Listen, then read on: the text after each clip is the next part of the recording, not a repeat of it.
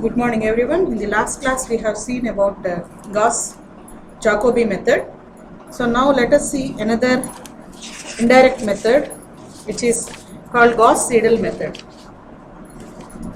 So see the problem here. Solve the following system of linear equations. Solve the following system of linear equations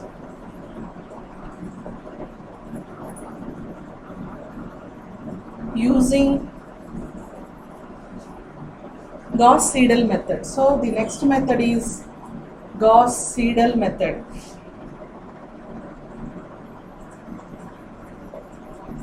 So it is similar to Jacobi but with a slight modification. So see the problem here.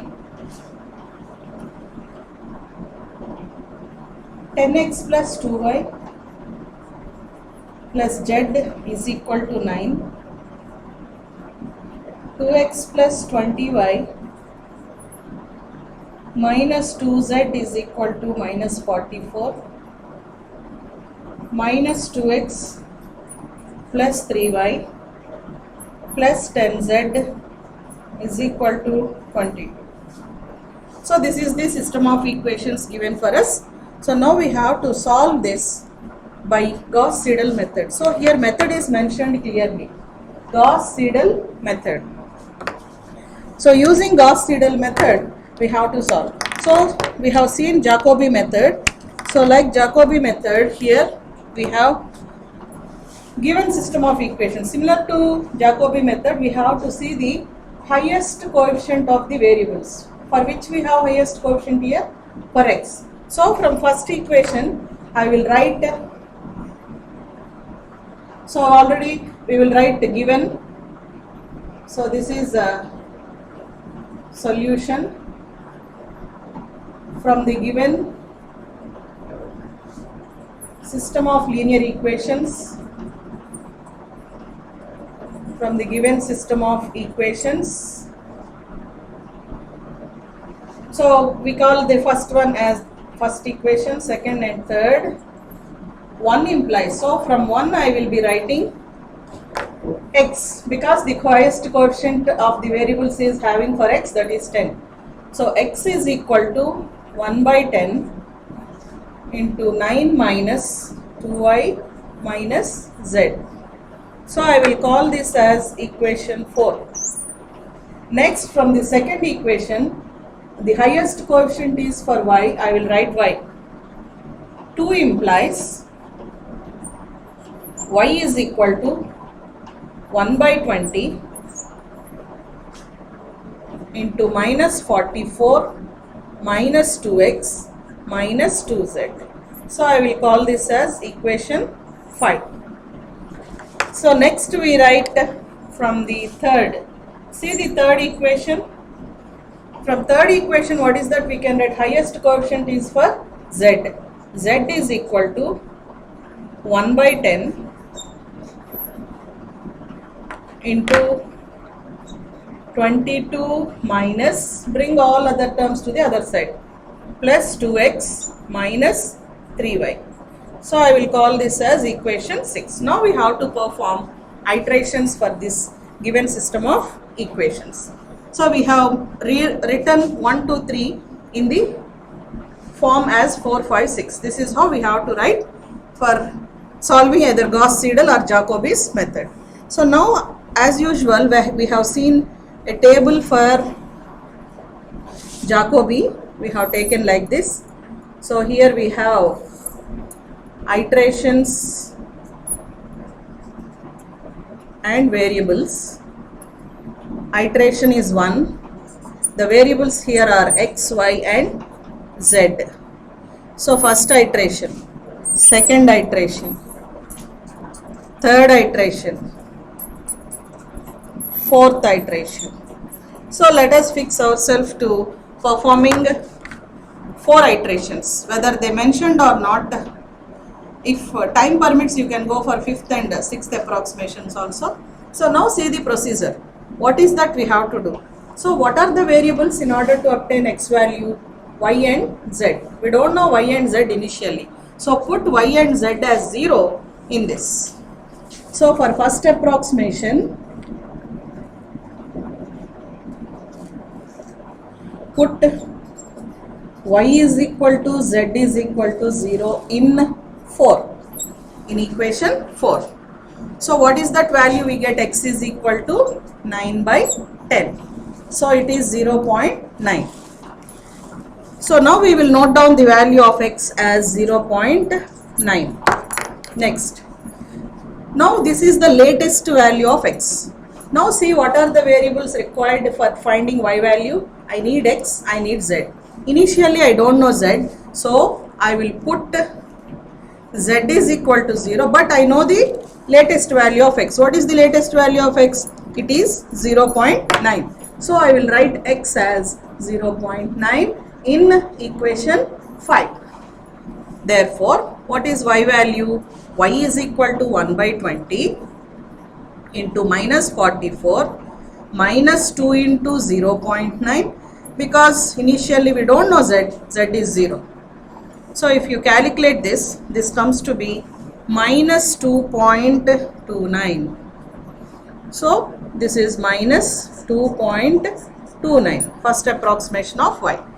Now see the variables in z in order to get z value, x and y. So I know the latest values of x and y. So I will substitute these two values in the sixth equation. So put x is equal to 0.9, y is equal to, just now we got 2.29 in equation 6.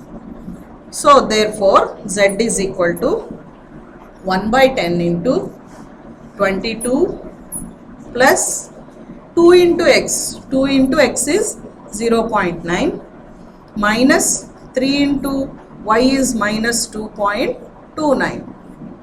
So now z value, if you calculate, this will be 3.067. So this is the latest value of z, 3.067. 3.067. So next, in order to get the second iteration, 3.067 z value, I will write a little bit above 3.067. 3.067. So now, in order to get the second iteration, I have to use the values what I got here. Latest values of, I got the latest values of x, y, z. So the same 4, 5, 6 equations will be used for iterations. All the time, remember, we have to use the latest values. So now, for the second approximation,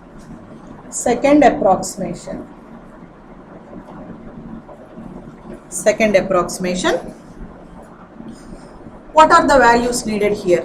We need y and z. So we have the values of y and z which we just updated. So we have to use these two values. Means put y is equal to minus 2.29, z is equal to 3.067 in, where we have to substitute, in equation 4. So here we can write first approximation of x, first approximation of y, first approximation of z. Now second approximation of x is 1 by 10. We have to look this equation and write 1 by 10 into 9 minus 2y. 2 times y is minus 2.29.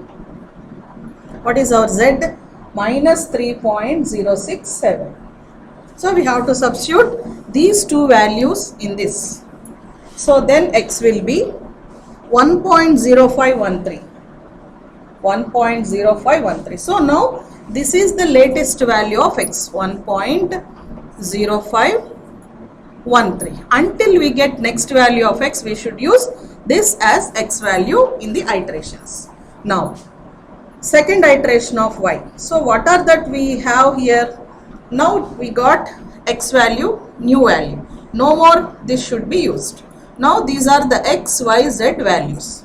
So in order to get y, what is that we need? 1 by 20 minus 44 minus 2x. So latest value of x is this one, minus 2 into 1.0513. 1.0513 minus 2z.